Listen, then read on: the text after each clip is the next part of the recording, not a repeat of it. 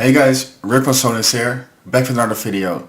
In this video I'll be showing you how to make a vocal lead in FL Studio. We'll be using the project file of my track Before You Go.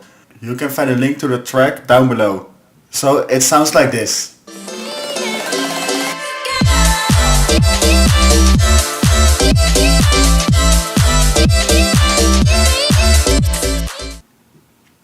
So let's dive into the vocal chops. They sound like this.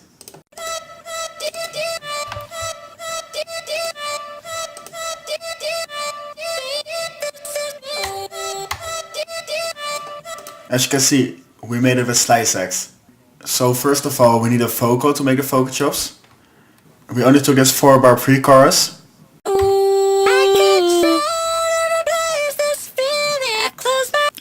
It's important to select a short section when making vocal chops, because if you take a whole track for the vocal chops, it will sound too random. With a 4-bar loop, you have a section that will fit well together when chopping.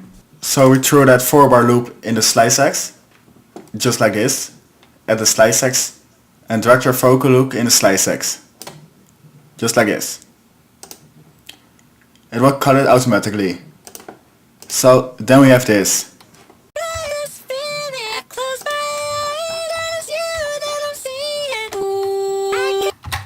So now we need to make a melody with it. So delete all the chops and start writing a melody.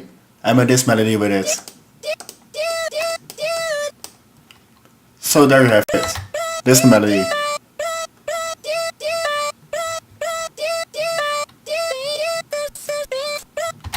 So when you got a melody, we need to process the sound. In this processing chain, I use these effects. So first of all, I use the OTT.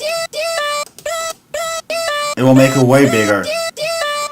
Then I throw some reverb on it and use the low cut on it, because in the vocal lead we don't want any lows. Besides that, I open up the highs. Then there's some delay on it, another low cut, a bit of mid-side EQing to make it a bit wider. Then there's a camel crosser on it. It's just for a bit of compression. And to finalize the sound, I use some more compression. And of course there's a kickstart on it. And there you already have it. There's your vocal chop lead in FL Studio. So if you like the video, please leave a like. If you want to see more, hit the subscribe button. And I'll see you in the next video.